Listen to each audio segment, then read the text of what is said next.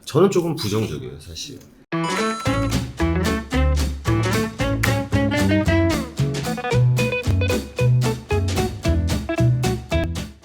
네, 반갑습니다. 화부경제TV입니다. 이번 시간에 같이 볼 종목은요, 삼성 SDI 되겠습니다. 종목 코드번호 0040이고 2차전지 관련주들이 잡음이 상당히 많죠. 사실 뭐 LG도 그렇고 SK도 그렇고 뭐 예전에는 테슬라의 배터리데이, 이번에는 폭스바겐의 파워데이 하면서 이제 우리나라 2차전지 관련 기업들이 좀 설 자리를 잃는 게 아닌가.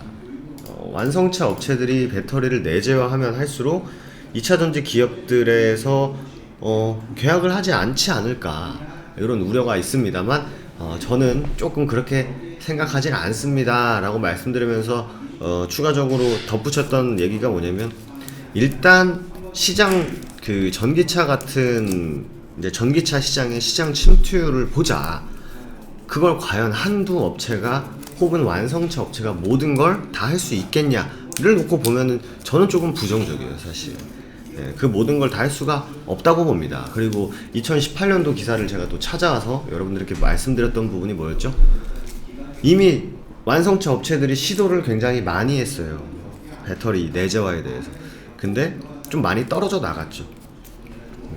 그리고 저는 굳이라고 생각해요, 사실. 굳이 완성차 업체들이 뭐 현대도 뭐 남양연구소에서 뭐 조금 연구를 해보고 있다 이런 얘기를 하는데, 그게 완전 내재화돼서 소위 말해서 자급자족이 다 되면 엄청 좋겠습니다만, 제가 말씀드려, 저는 뭐 지금 디테일하게 2025년도에 전기차가 얼마나 팔릴까, 2030년도에 전기차가 얼마나 팔릴까에 대한 데이터를 뭐 제시하기는 어렵죠. 지금 뭐 어디도 제시하진 못하고 있으니까.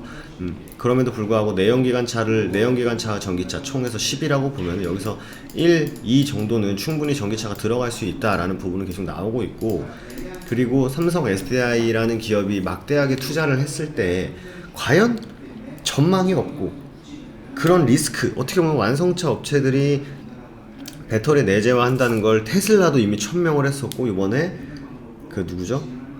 폭스바겐도 1000명을 했는데, 그걸 알면서도 1조 4천억씩 투자를 했을까를 놓고 봤을 때 삼성 SDI 뭐 똑똑하신 분들의 뭐 수지 타산은 다 이미 나왔겠죠. 이거 어차피 내재화 다 한다 해도 감당 못한다, 분명히 업체를 이용해야 된다, 전문적인 업체를 이용해야 된다 라는 판단이 어느 정도 내려졌겠죠. 그리고 전고체 배터리에 대한 경쟁력, 미리 이 시장 점유를 위해서 지금부터 계속 삼성 SDI는 다 떠나서 전고체 배터리 하나만 봐도 충분한 모멘텀이 된다, 이렇게 좀 말씀을 드렸었습니다. 삼성 SDI 저가 매수 기회? 배터리 내재하는 과도한 우려다. 1조 넘게 팔자. 1조 넘게 누가 샀어요, 그럼? 개인들이 샀다는 거예요. 개인들이 샀다는 겁니다. 그리고 어제 댓글 보니까 어떤 분께서 삼성 SDI 배터리 데이 때가 언제였냐 라고 이제 말씀해 주셨는데, 이때였어요, 배터리 데이가. 이때 전후였어요. 이때인가? 이때였을 거예요, 제 기억에.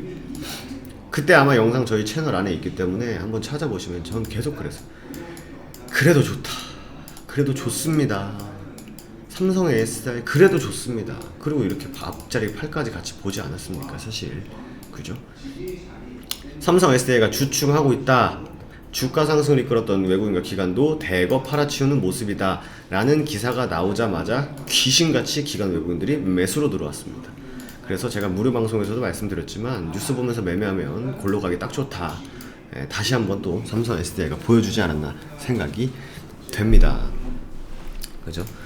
삼성 SDI, 폭스바겐 왜 원통형 대신 각형 배터리를 선택했나. 그래서 파우치형을 하는 SK이노베이션하고 LG는 조금 굉장히 좀 예민하게 변동성을 보였었죠, 사실. 원인이 뭔지, 과연 왜 각형 배터리를 쓰는지. 첫 번째, 이 중국 시장 절대 무시고 뭐고 그냥 탑이에요, 탑. 시장, 내수 시장 뿐만 아니라. 왜냐면 CATL이랑 짝짝꿍을 폭스바겐이 하고 있기 때문에, 이 CATL을 이용함으로써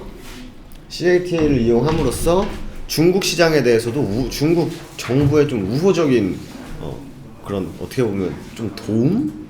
그럴 수 있을 것 같아요. 그리고 차세대 배터리 전고체로 가기 위한 포석이다. 여기 나오죠? 중국 시장 점유율을 높이기 위해서 각형을 선택한 거예요. 당연 뭐 이거는 뭐 욕먹을 짓이 사실 아니죠. 여기 보시면 폭스바겐의 전체 매출의 40%가 중국에서 나오고 있습니다. 중국 전기차 판매 1위입니다. 폭스바겐. 그죠? 이 시장을 절대 포기 못하죠. 사실 냉정히 따지면 우리나라 시장하고 중국 시장에서 장사하는데 어디다 팔래 하면 다 중국 가서 팔죠, 당연히. 그죠? 네, 그 부분에 대해서는 좀 가슴 아프지만 시장 논리상 어쩔 수 없다. 그리고 각형 배터리 화재 방지 기능이 강화됐다. 이 화재 배터리가 타는 게 2차전지 관련 기업의 굉장히 리스크 중에 하나라고 말씀드렸죠. 근데 이제 안정적으로 이제 불이 안 나게 전고체 배터리로 가기 전에 전고체로 가기 전에 그때 그걸 위해서 개발을 한 것 같습니다.